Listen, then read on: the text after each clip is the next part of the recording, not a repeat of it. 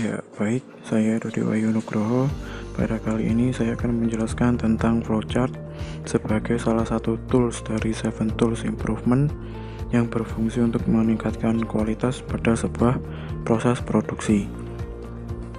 Untuk definisi sendiri, flowchart adalah suatu bagan dengan simbol-simbol tertentu yang menggambarkan urutan proses secara mendetail dan hubungan antara proses instruksi dalam suatu program.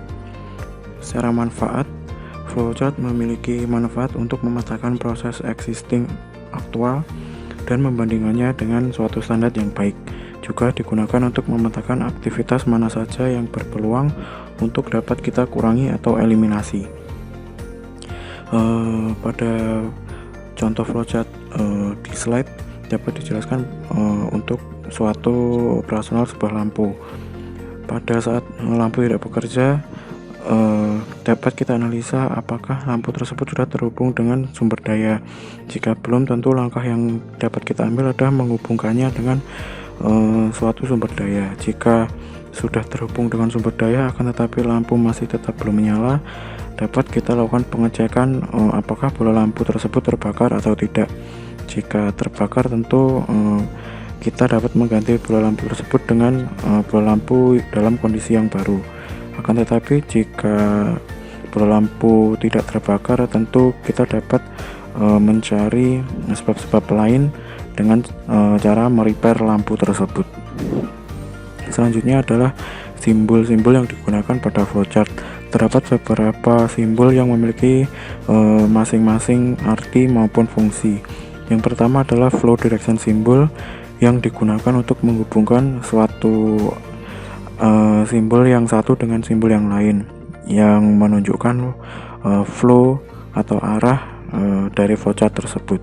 Yang selanjutnya adalah terminator simbol, yaitu simbol untuk permulaan baik start maupun akhir atau stop dari suatu kegiatan.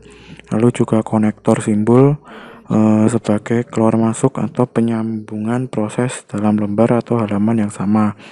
Lalu juga terdapat konektor simbol untuk keluar masuk atau penyambungan proses pada lembar halaman yang berbeda. Dan masih terdapat banyak lagi simbol-simbol dengan masing-masing fungsi yang dimiliki.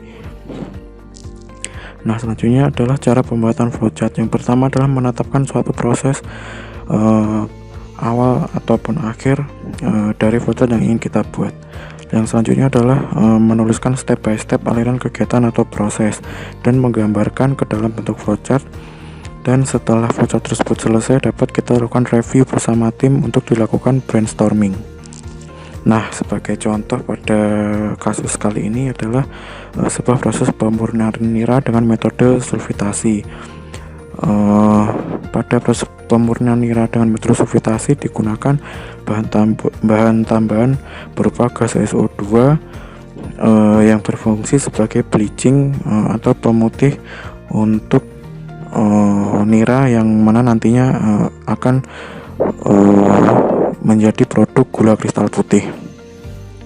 Pada diagram ini dapat kita lihat pada suatu proses looping dari pemurnian nira terdapat air sebagai cooling burner atau tempat pembakaran belerang yang nantinya gas hasil dari pembakaran tersebut digunakan pada bagian mixing untuk proses pemurnian nira, yang mana pada pembakaran tersebut terdapat sensor berupa sensor suhu untuk menampilkan indikasi temperatur gas SO2 yang terdapat pada burner.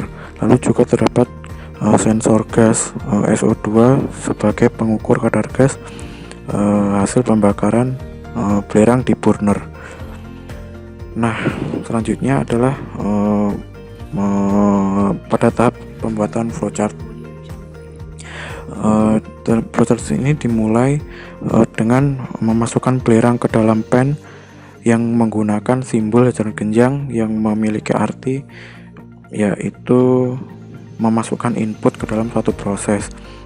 Dan selanjutnya adalah sebuah simbol persegi panjang di mana mengartikan bahwa pada tahap tersebut dilakukan pemrosesan, yaitu pada kali ini adalah proses pembakaran belerang dengan waktu yang tidak ditentukan sampai belerang mencapai titik lebur dan menghasilkan gas.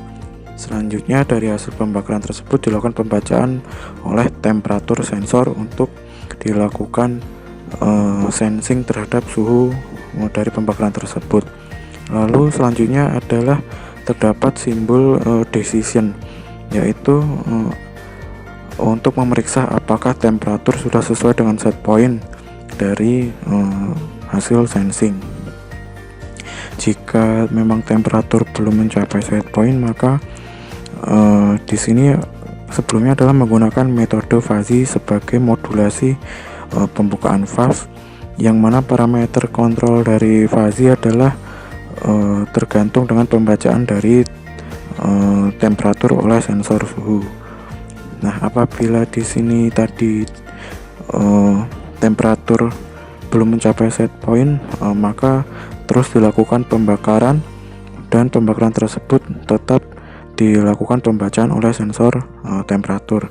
Akan tetapi jika temperatur telah mencapai set point, maka hasil pembacaan temperatur tersebut tampil di interface atau di perangkat monitoring, dan selanjutnya akan membuka valve aliran air sebagai air cooler di burner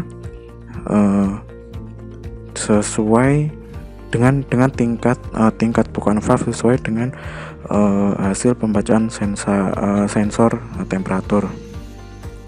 Nah, di sini untuk parameter set point sendiri untuk temperatur adalah 80 sampai 90 derajat Celcius.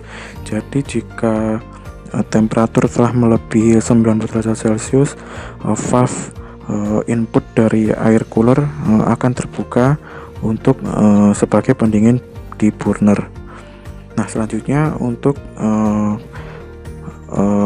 operasional sensing gas sendiri oleh sensor gas, dilakukan pembacaan apakah kadar gas sudah sesuai set point. Jika belum, maka terus dilakukan pembakaran, dan pembakaran tersebut tetap dipantau oleh pembacaan di pembacaan kadar gas oleh sensor gas.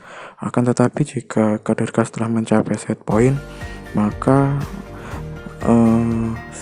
kondisi kadar gas yang ada di burner akan tampil pada interface, dan hasil pembacaan sensor gas tersebut digunakan sebagai parameter untuk membuka valve aliran gas untuk mencampur gas SO2 sebagai bahan tambahan di mixing tank untuk dicampurkan dengan nira.